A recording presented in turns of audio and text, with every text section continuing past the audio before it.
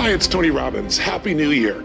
Listen, how's your new year coming out so far? I know it's early, it's January 15th, and I thought I'd send you out this little video message because you know what that day means, don't you? January 15th is the cutoff. Statistics show that 95% of the people that actually made a New Year's resolution have already broken it by today. And that's if you even made a resolution. Now, if you're the exception to that, I'm thrilled for you, and I support you, and I say keep rocking it.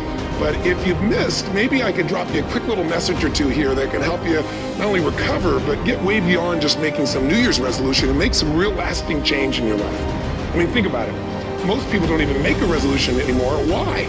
Because they've made them from years and years and years, and they know they're not going to follow through. So after a while, who wants to disappoint yourself? Who wants to be upset with yourself? Why even bother to set a new standard for this year? You know it's going to be the same as last year. If you're the kind of person watching this right now and you've actually opened this email and you haven't shut me off already, then obviously that's not you. So the question is, what is it that makes us even want to make a resolution? I mean, it's an interesting question. Why is it at the beginning of a year we have this tradition, but it goes beyond tradition. It's something inside of us that makes us want to make things better. And I think part of it is the calendar gives us this idea that we can have a fresh start, that we can start from fresh and have this great victory. And it's really, the calendar itself is quite arbitrary. It's wonderful to use it, but if you didn't use it effectively, let's use the calendar to serve you today. Let's just see, what does it really take to make this thing happen? Because there's no denying that inside of you, the only thing that's going to make you happy in the year ahead and the decades ahead is going to be having you have an experience where on a regular basis, you feel like your life is making progress. If there's one thing I teach, and I want to remind you of it, it's really simple. Getting things is not going to make you happy.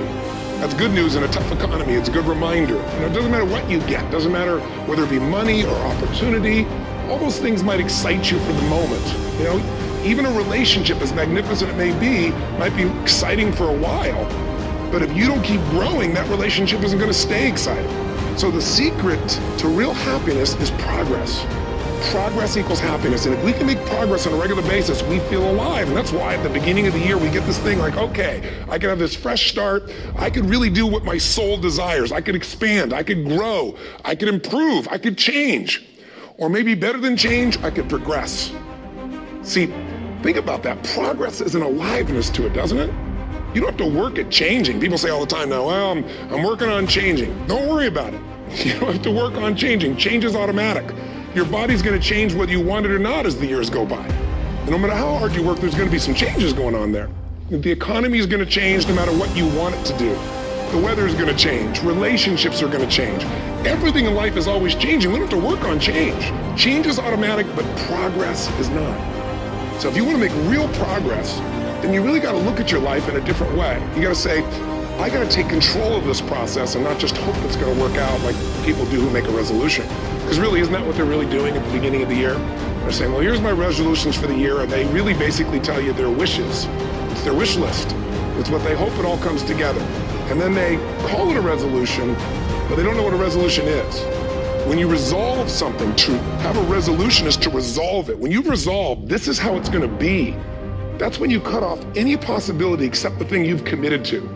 It's like the old adage, if you want to take the island, you burn the boats. Because when you burn those boats, there's no going back. You're going to find a way to make things work. And most people, they're stating what they hope will come together. And if it doesn't happen, then they're disappointed, but they're not too disappointed because they're not too vested. What does it take to successfully create a lasting change in your life? To not only have a New Year's resolution you follow through on, but really have a lasting change? Well, the first step for lasting change is very much like making a New Year's resolution. Fundamentally, it's the same. The first step is you got to have a vision for what it is you really, truly want. Not what you think you want or what you should have. I mean, what are most people's New Year's resolutions? I'm going to stop eating sugar. I'm going to stop smoking. I'm going to lose 10 pounds. The problem with that is it's not very inspiring for most people. It's not telling you what you're going to get. It's only what you're not going to do. It's kind of hard to have you move forward with that. A vision is about what you're here to create. A vision that really works is one that excites you. If you say, well, my resolution, my goal, my outcome for this month, this week, this year is to lose X number of pounds, that's okay, but it's not very compelling. It has to be a compelling vision. It's got to have something that has the power to pull you, not something you have to push yourself to do. Those are two different kinds of motivation. Push requires willpower, and willpower never lasts. What will last is pull. Having something so exciting, so attractive, something you desire so much that you have a hard time going to sleep at night and you get so up early in the morning to rock it and take it to the next level. That's what you're looking to create. And that isn't easy to get. But one of the reasons we do seminars and events, and we say, why do that? Why not just read a book or something? Is because when you get in an environment where you're with people that are being put in a peak state, like when you're going to a sporting event, if you watch a sporting event at home, it might have a certain level of excitement. But when you're in a stadium with 50,000 people, suddenly it has a whole different level of intensity when we feel that. And the bottom line of our follow-through comes down to our emotional intensity.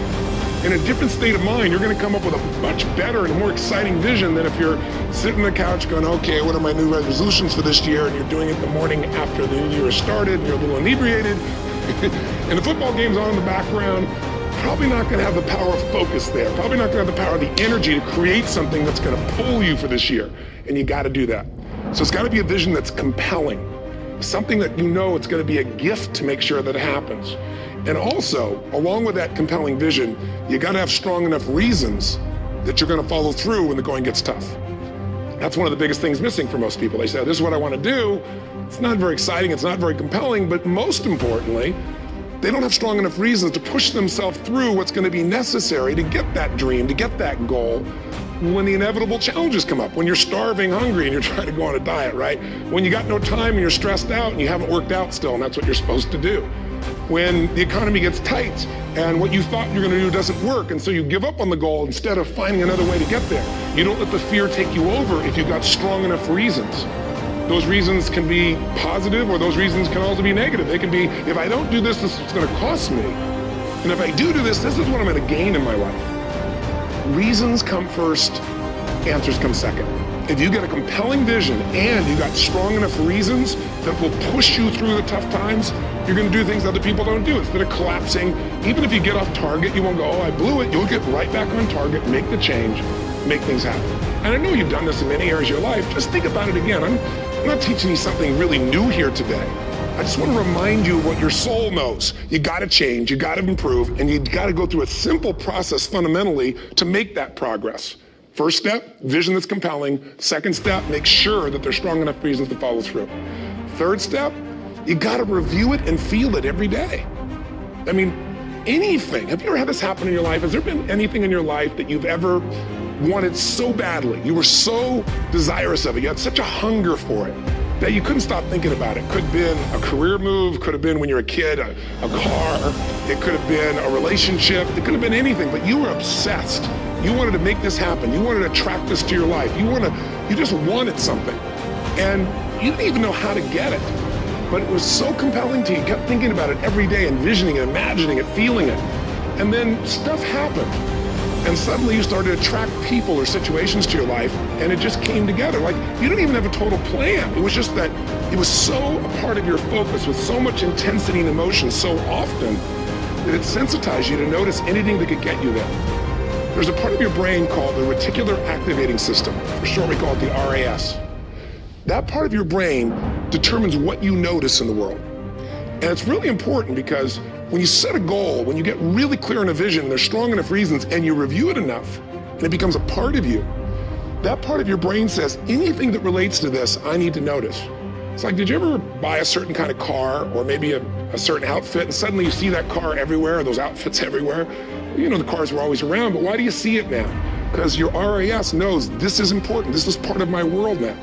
Similarly, when you really get clear and it's compelling and you're reviewing it every day, got strong reasons, and you're reviewing it every day and you're feeling it, the brain becomes incredibly acute at noticing anything to get you to move forward. And so that's the power of this. So, what do people do with a New Year's resolution? They come up with something they kind of want. It's not a compelling vision.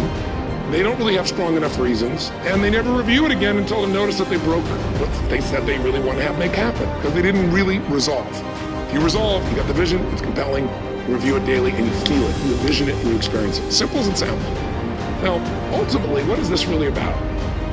Ultimately, if you're going to have lasting change in anything, you're really talking about just raising your standards. I mean, I always tell people, if you want to know how to change your life, I give it to you in 3 words, boring as it sounds: raise your standards. What does that mean?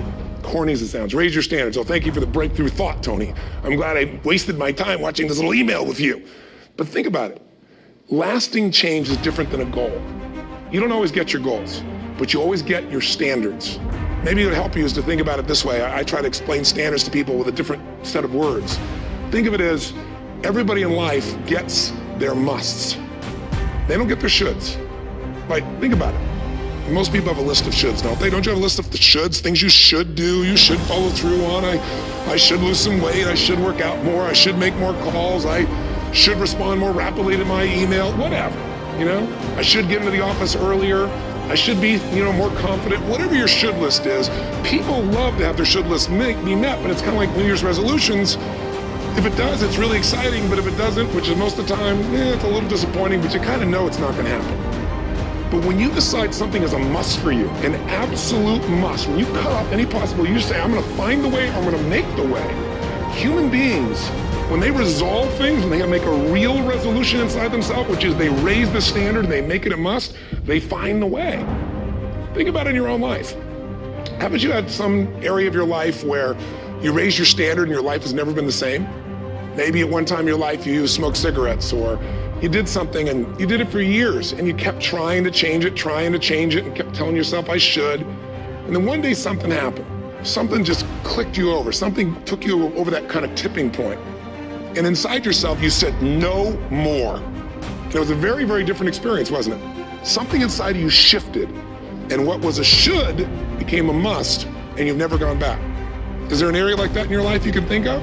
Again, did you ever smoke cigarettes? Did you ever eat a certain way, drink a certain form of alcohol, and then finally say no more, and you just don't go back? And notice this, it doesn't really take any willpower anymore. Because somewhere when we make this click, when we make something a must, we attach ourselves to it. It becomes part of our identity. And one thing I've learned in the last, 33 years of working with people from now over 100 countries, 4 million people, is human beings absolutely follow through on who they believe they are. If you said to me, well, I'm really going to work hard to stop smoking, but I've been a smoker my whole life, and I am a smoker. I know your days are numbered. You're going to be back smoking cigarettes again, because we all act consistent with who we believe we are. I tell people the strongest force in the whole human personality is this need to stay consistent with how we define ourselves. If you define yourself as somebody who is really conservative, you're not going to be crazy and act nuts unless you're really drunk or something, and then you can say it's the alcohol, when it's really just you finally getting permission to be yourself. The alcohol is your excuse. If you're a really crazy person, you act crazy, outrageous, playful. You don't act conservative because it's not who you are. Very often people say, well, I can't do that. I'm not that kind of person. And I always say to people, really, when did you define yourself? I mean, really, how many years ago did you come up with what you could and couldn't do in your life? How many years ago? Most people, if they really look at how they're living their life today, it's based on a set of standards, a set of beliefs that they made choices about 10, 20, 30 or more years ago. I mean, very often we made decisions in our youth or very young about what to believe, about what we were capable of, about who we are as a person, and that becomes the glass ceiling, if you will, that controls us. I'd like to ask you to take a look at any place you've got a limitation and ask yourself, when did I decide to accept that limitation? And you may not even see it as a limitation. You might see it as just that's who I am. But so often in our lives, we've adapted to be a certain way so that we don't fail or so that people will like us or respect us, but it's not necessarily who we are. Joy comes when you're spontaneous. It's really hard to be truly happy when you're not being yourself. And most of us have no clue who we are. And so a big part of my work, if you've ever been to an event, is to get people to do things spontaneously without thinking, because that's when the real you shows up. That's when the energy comes alive. And when you do that, when you start to connect to your true nature, suddenly there's energy available for you to set a higher standard for what you want in your life.